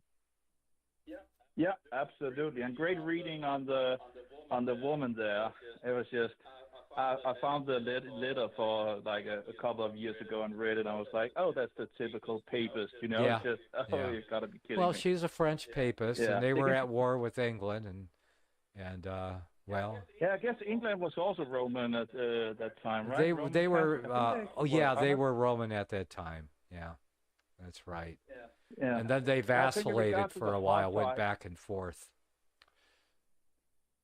Yeah, I think the Hussites did withstand some of the crusades against them a couple of times. So maybe that was I'm not sure if that was what she was thinking about as well. Well, Jan Hus eventually gave up his life. He was martyred eventually. Oh well, that was, and it's I actually think it's Jan Hus and not John. Well, I said Jan Hus. You know, just yeah. Okay, yeah. It's just because you know you have I think it's Gil Calvin, right? Gil Calvin or something like that. And then you have John Wycliffe, and then you have Jan Hus, and it's like everybody of them is usually called John, and it's just right. But they do seem to have a difference in regards to the front name. So, but yeah, I like that reading. You know, just that was biblical. I'm not so much on the other things, but you know. When it's biblical and history and all that. Well, hopefully we bursted a few Joan of Arc bubbles there.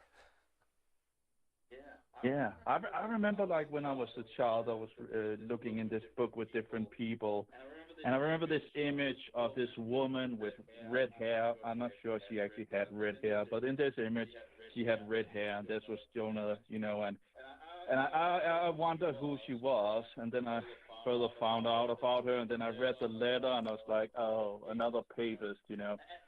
And of course, the thing is that the Roman papists can come with, you know, they can be very sweet, and then all of a sudden the demons just come up in them, you know. And actually, I read some of a book that was called Children's Book of Martyrs, and it seems that there actually already were Protestants in England before the Roman Catholics came. Oh, yes. But they tried to use the soft power. You know, there was like a so-called bishop or whatever of the Roman Catholics, according to this story coming up, to England. And he tried to convert them with the soft power.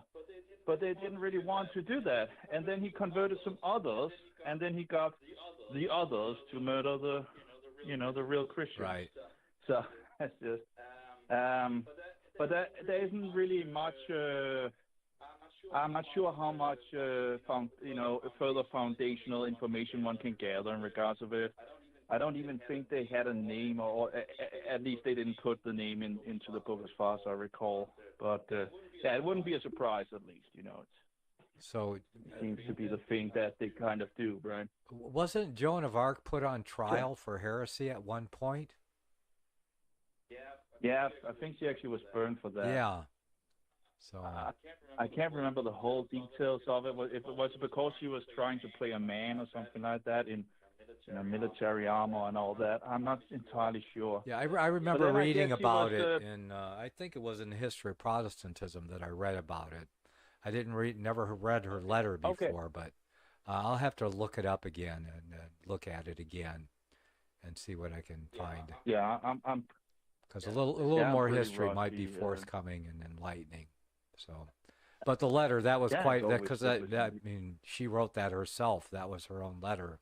So that gives you a lot of insight into who she was, which I never knew before.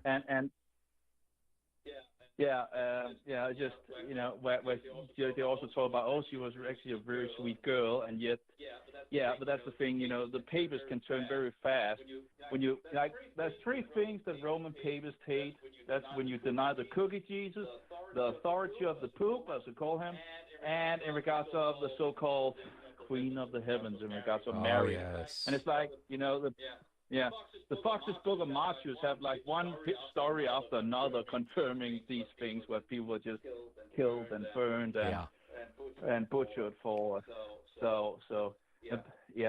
And actually, if you ever want to read some, what do we call it, horror things and all that, you can just go into the forest and make a fire and listen to the Fox's Book of Martyrs. That just creep you out pretty good. Not that but it's like if we're going to listen to horror stories, let's listen to some true stories, instead of all the other nonsense, Yeah. Well, that sounds like a good idea. That's good advice. So when you get around the campfire and you're camping out, break out the Fox's Book of Martyrs, right? Yeah, you can get it in voice nowadays, although there's some edited versions and all that. There's some different versions, but, they usually still have. But yeah, I think some of them have tried to maybe smooth out some of the things, sadly. You should still be able it looks like to John catch up on the things. John in the chat room looked at it. She was tried for heresy, having demonic visions, and dressing as a man. Ultimately, she was burned at the stake.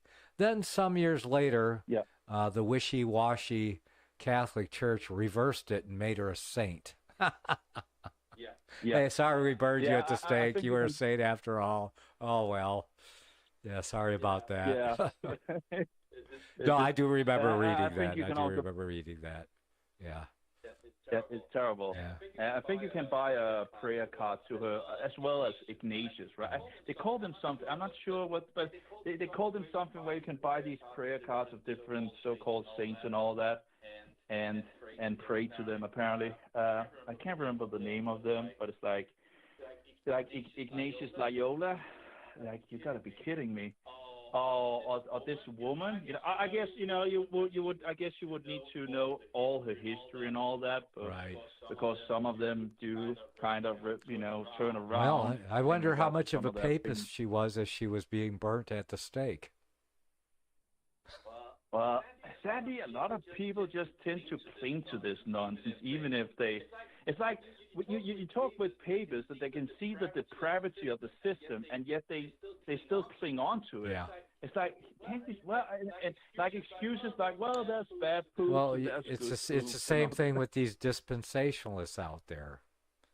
They can't let go of it. They can't let go of their pre-trib resurrection.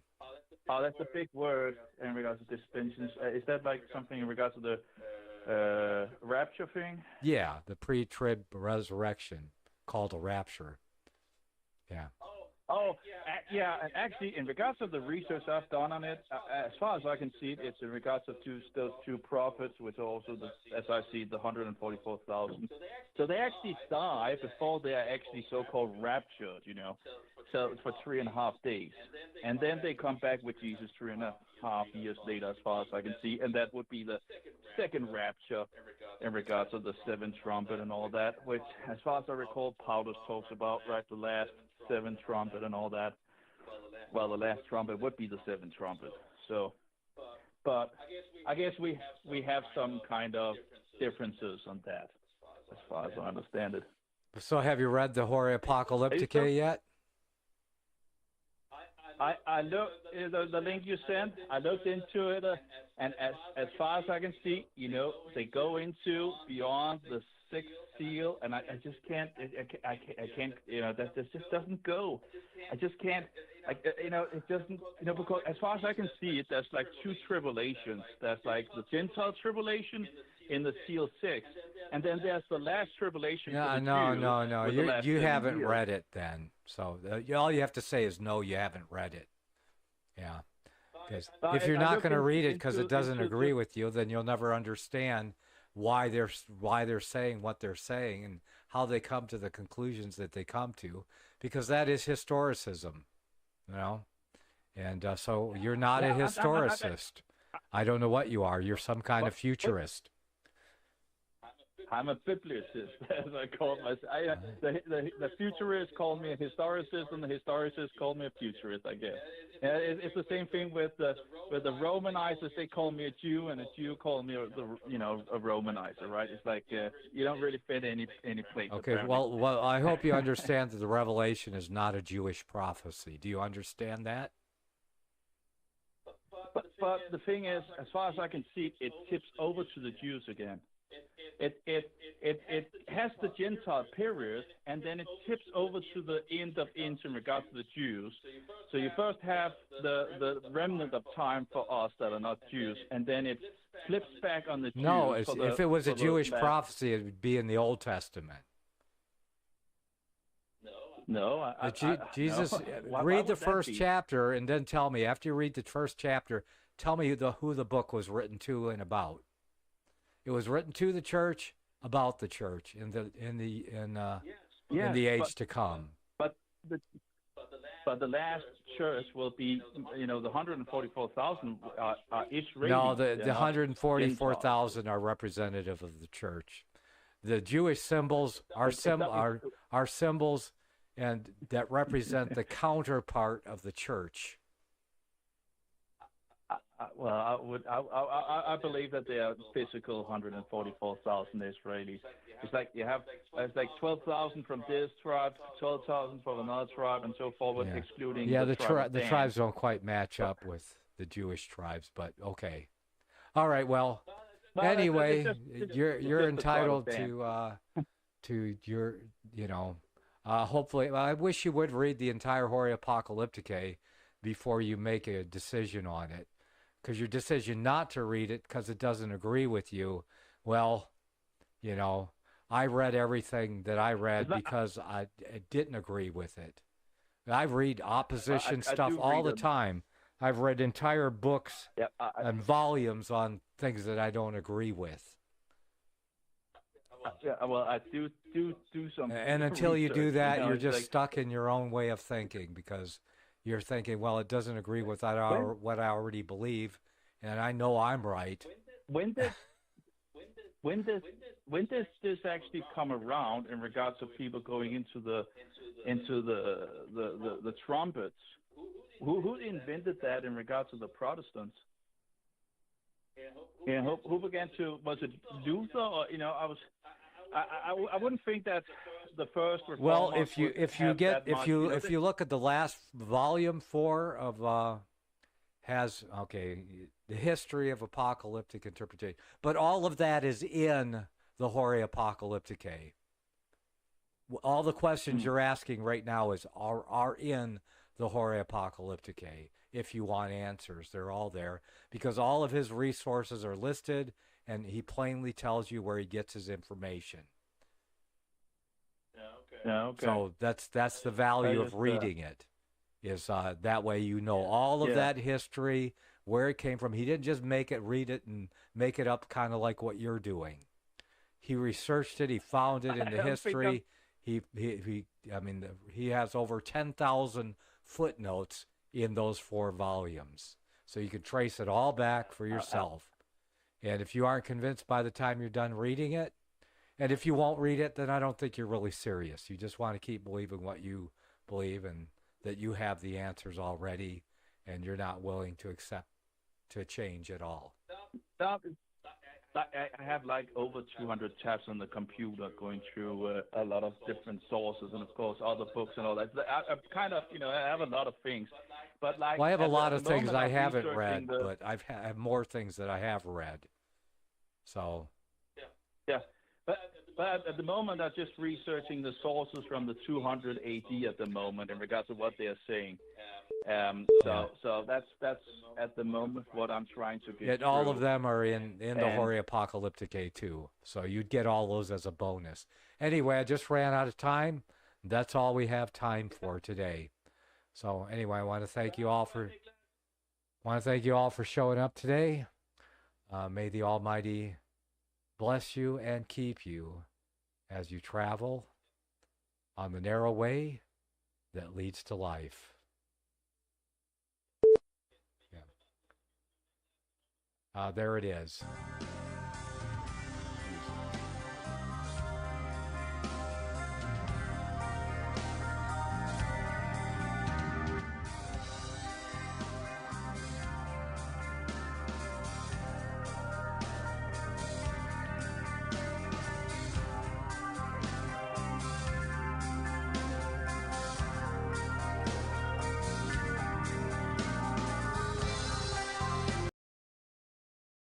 Secrets of the Rapture.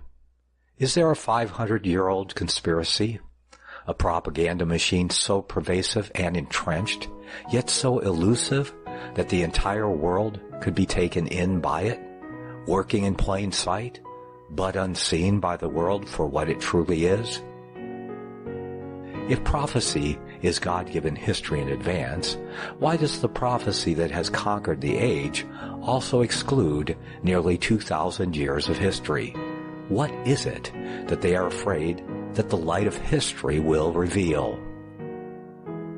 To understand our place in time and prophecy, we must look in history for an interpretation, that which stands the test of time, that which agrees with the Word of God, and history has proven to be true. When cunning fables and fearful speculations are removed from our sight, then we may clearly see what is truly expressed in Bible prophecy, both that which has been fulfilled and that which has yet to come. God's express word is the sword that must be wielded to remove the scales from the eyes and dispel the darkness of deceitful conjecture.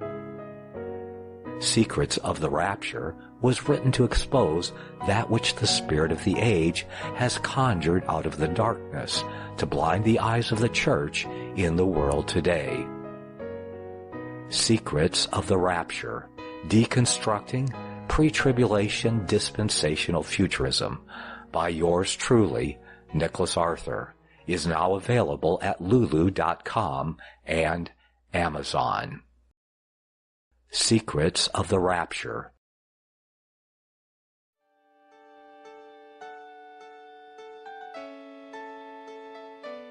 The program you are listening to is 100% sponsored by you, the listener, on this First Amendment Rights Media channel. In Woodruff, Israeli Prime Minister Benjamin Netanyahu says a date has been set for the invasion of Rafah in the continued effort to destroy Hamas. But the Biden administration says, if he has a date, he hasn't shared it with us. National Security Advisor Jake Sullivan says the administration will eventually decide on how to move forward with its support for Israel based on talks between senior officials. The White House getting pressed on comments President Biden made where he seemed to suggest that Republicans wanting to repeal Obamacare are trying to kill millions of Americans by taking away their access to health care. Here's the back and forth between Fox's Jackie Heinrich and White House Press Secretary Karine Jean-Pierre. Making sure that people have affordable health care, that saves lives. It does. It is important. It is, but you're taking what he said to the most extreme part of your definition or your realization.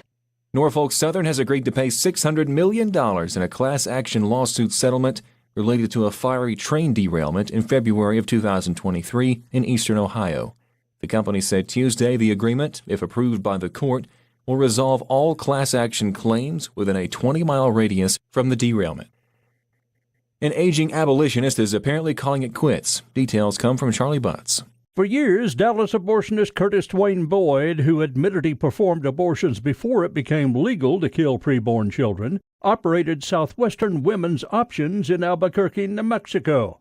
Tara Shaver of Abortion Free New Mexico tells AFN, it appears that Curtis Boyd, the notorious illegal abortionist prior to Roe versus Wade, and the notorious third trimester abortionist here in Albuquerque, has hopefully ended his reign of terror with the transferring of his abortion business to Alan Braid, which is the owner of Alamo Women's Abortion Center. Also in Albuquerque, and Braid will be the owner of both child termination clinics. We're really happy to hear that Curtis Boyd not only sold the company name to Mr. Braid, the abortionist, he also canceled his medical license in Texas. So it seems as if he is finally stopping the shedding of innocent blood. Boyd was a late-term abortionist well into his 80s and agreed to shell out $900,000 for his role in the death of Keisha Atkins in 2017. The hospital involved in the tragic death paid $365,000.